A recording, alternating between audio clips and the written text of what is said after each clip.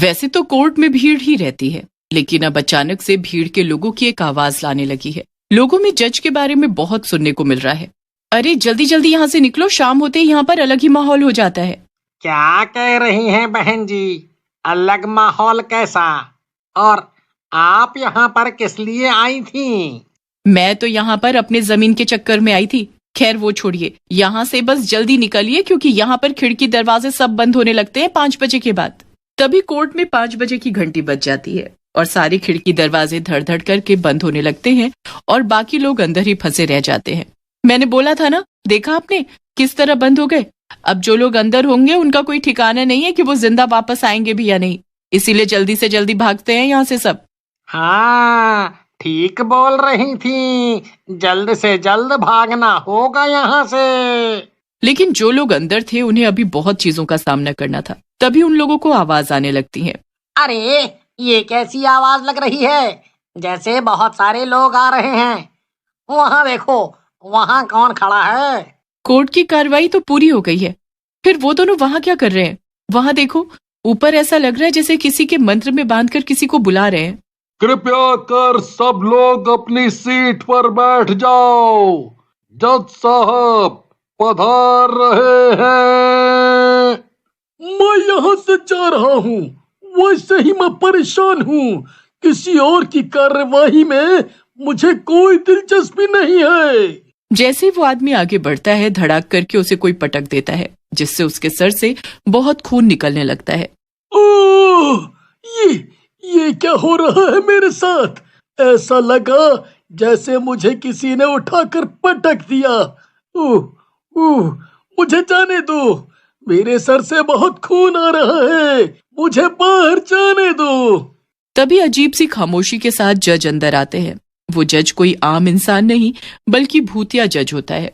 आप सभी लोग बैठ सकते हैं और आज की कार्यवाही शुरू की जाए। कैसी कार्रवाई? और तुम कौन से जज हो?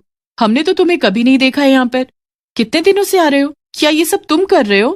कार्यवाही तो तुम्हें बतानी होगी, क्योंकि मैं फैसला करके ही मारता हूँ। बस मेरा कानून ऐसा है कि इसमें गलत आदमी को सीधा सजाए मौत मिलती है, न जेल ना उम्र कैद।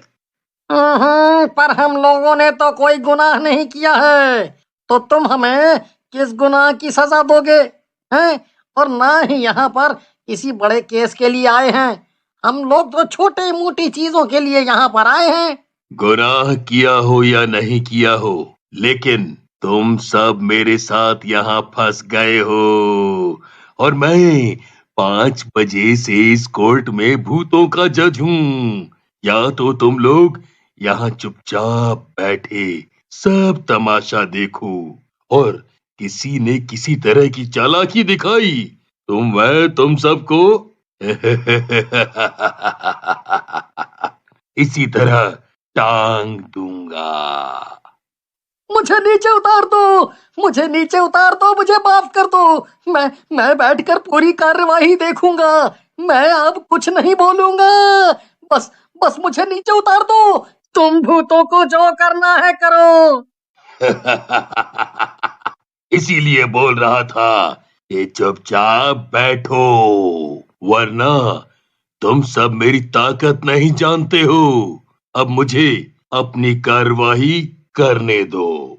बोलो, तुम्हारी क्या समस्या है? मैं यहाँ पर वही सब सुलझाने के लिए बैठा हूँ। कोई किसी प्रकार का भी गुनाह करेगा, चाहे वो छोटा हो या बड़ा, मैं उसे दूंगा सजा। जज साहब, आज मैं यहाँ पर इसलिए आया हूँ क्योंकि जिसने मुझे मारा था वो गलती से हम लोगों के बीच आज फंस गया है।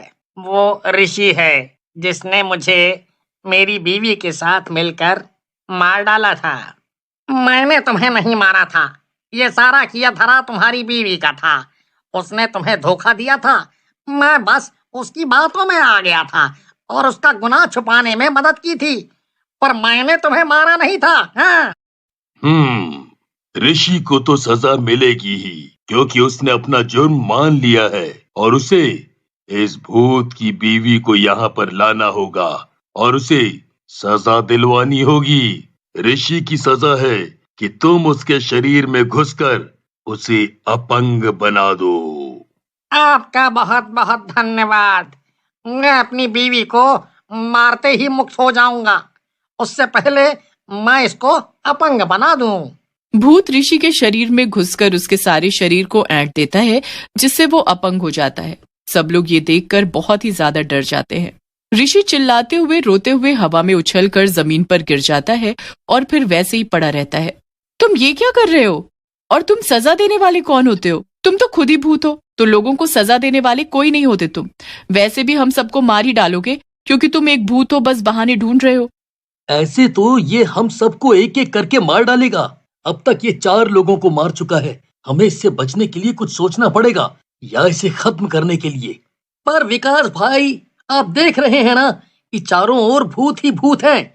ऊपर से ये भूतिया जज जो कहीं से भी लोगों को उठाकर पटक दे रहे हैं क्योंकि उनकी बात नहीं मानी जा रही, और आप इसे मारने की बात कर रहे हैं। कैसे मारेंगे, कैसे मारेंगे? मैंने तो ये भी सुना है कि ये हर रोज 5:30 बजे कोर्ट आ जाता है और सब लोग तब तक चले जाते हैं। मैं बेवकूफ बस यही देखने के लिए आज रुक गया था कि ये बात सच है या नहीं। मेरी फूटी किस्मत। ये क्या फुसफुसाहट की आवाज आ रही है? कौन बात कर रहा है मेरी कोर्ट में? मेरी कार्यवाही के दौरान कोई कुछ नहीं बोलेगा, सिर्फ मैं बोलूंगा और सजा दूंगा। आज तो बहुत ही निडर लोग आए हैं। मेरी ताकत ज्यादा लग रही है इनको डराने में। सनी, क्या तुम मेरा एक काम करोगे? अगर मैं किसी तरह उस जज के पास पहुंच जाऊं तो कुछ किया जा सकता है, लेकिन उसकी नजर से कैसे बचें? अगर तुम उसका ध्यान किसी और तरफ ला दो तो मैं उस तक पहुंच जाऊंगा। ठीक है, मैं कोशिश करता हूं, लेकिन अगर उसने मुझे मार डाला तो क्या होगा? मैं भी क्या इन सब की तरह भूत बन जाऊंगा? चिंता मत करो, तुम्हें कुछ नहीं होगा। अगर हम सच्चाई के साथ सामना करें तो भगवान हमारी मदद करेंगे। तभी एक भूतिया लड़की, इस आदमी ने मुझे तंग किया था जब मैं जिंदा थी। अरे तुम क्या कह रही हो? ये तो बहुत छोटी गलती थी। उसके लिए तो मैंने तुमसे उसी वक्त माफी मांग ली थी। माफी मांगी हो या नहीं, मायने रखता है कि इसने तुम्हें माफ किया कि नहीं। इसीलिए तुम्हें सजा मिलेगी। मैं तुम्हें काना करने की सजा देता हूँ कि तुम एक आंख से कभी ना देख पाओ। जज साहब, आप सिर्फ इंसानों को ही सजा देते हैं या फिर अगर कोई मरकर भूत बन गया और लोगों को परेशान कर रहा है तो उसको भी सजा देते हैं?